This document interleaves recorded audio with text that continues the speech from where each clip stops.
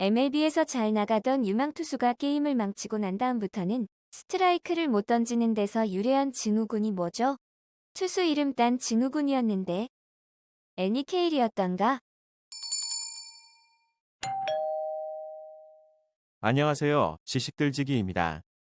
먼저 답변 드리기 전 이미지 저작권상 화면과 음성이 고르지 않은 점 양해 바랍니다. 영상을 끝까지 시청해 주시고 좋아요 한 번씩 눌러주세요. 영상을 만드는 사람에게 큰 힘이 됩니다. 답변 드리겠습니다. 이 증후군은 스티브 블레스라는 투수가 공식적으로 가장 먼저 이런 증상을 보여서 그 뒤부터는 이 선수의 이름을 따서 스티브 블레스 증후군이라고 합니다.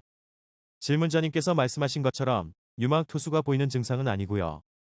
어떤 선수라도 이런 증상이 나타날 수가 있습니다. 이 증상을 가장 먼저 보인 스티브 블레스라는 투수도 1960년대부터 1970년대 초반까지 잘 나가는 좌완 투수였죠. 기록집을 보면 그는 1972년엔 19승을 거두며 NL 사이영 투표에서 사상 최고의 좌완 스티브 칼튼에 이어 2위를 기록하는 등 당시까지 5년 연속 두자리 승수에 통산 8년 동안 100승을 거두며 전성기를 구가하던 투수였습니다. 하지만 1973년에 갑자기 이유를 알 수 없는 증상을 보이기 시작했죠. 이른 3시즌에 그는 88이닝 동안 무려 84개의 볼넷을 기록했습니다. 당연히 성적은 추락했죠. 3승 9패와 방어율 9, 85, 불과 지난 시즌 사이영 2위라는 것이 믿기지 않을 만큼 충격적이었죠. 이후 그는 방출당했고 곧 은퇴했습니다. 스티브 블레스 이후 몇몇 선수들이 그와 같은 증상을 보이며 실력도 발휘하지 못하고 사라지곤 했죠. 대부분이 유망주나 신인급 선수들이기 때문에 신인들에게만 나타나는 증상으로 생각하기 쉽지만 분명히 이는 승부의 세계가 주는 과중한 압박감과 스트레스에서 오는 것으로 베테랑도 그 이외일 수는 없습니다. 1990년대 중반 애틀랜타의 특급 마무리 마크 월러스 역시 스티브 블레스 증후군의 희생자이죠. 95년 25세이브, 96년 39세이브, 97년 33세이브를 기록하며 NL 최고의 마무리로 향하던 이 젊은 광속구 투수는 하지만 이듬해 20이닝에서 무려 33개의 볼넷을 남발하며 스티브 블레스 증후군의 의심을 받았고요. 이후 애틀랜타 신시내티 양키스 클리블랜드를 전전하다 2002년 이후는 사실상 은퇴 상태죠. 이미 98년 이 증상을 보일 때부터 그의 빛나는 광속구를 잃었고요. 이후는 평범한 투수로 전락했습니다. 가장 최근에 공식적으로 이 증후군을 인정받은 선수는 2000년 시즌 중반 빅리그를 놀라게 했던 세인트 루이스 카디널스의 와일드 싱릭.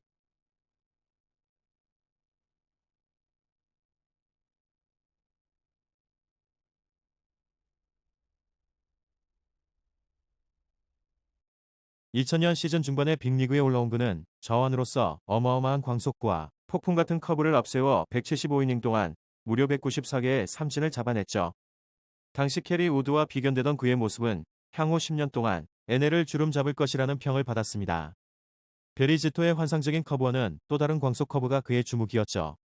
가히 오른손 캐리 우드로 불릴만 했습니다.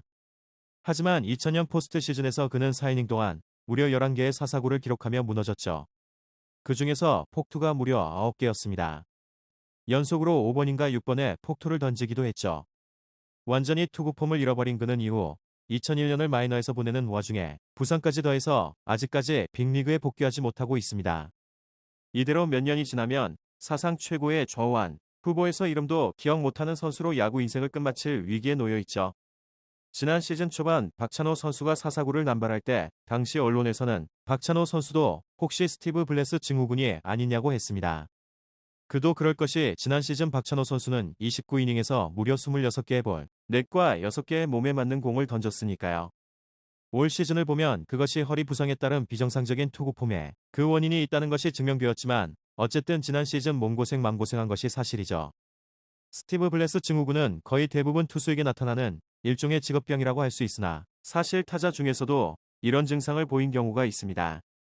바로 척 노블락 선수가 그 예이죠. 1991년 미네소타에서 데뷔한 노블락은 천부적인 컨택 능력과 폭풍 같은 주루, 플레이 거기에 철벽 수비를 앞세워 알 최고 이루수로 군림하던 선수였습니다. 97년에는 90년대 최고의 야구 천재 로베르토 알로마의 연속 쥐지 수상을 가로막기도 할 만큼 수비에서는 일가견이 있던 선수죠. 98년 양키스는 우승을 위해서 구멍이던 이루수를 보강할 필요성을 느꼈고요. 당시 알 최고의 좌완 마이너 리거였던 에릭 밀튼과 3명의 유망주를 더해서 노블락을 데려오는 데 성공했습니다. 하지만 스몰마켓이던 미네소타에서 뛰던 노블락은 빅리그 최고의 극성팬인 뉴욕 양키스가 주는 부담감을 떨칠 수가 없었던 것이었는지 2000 시즌부터 이상 증세를 보이고 맙니다.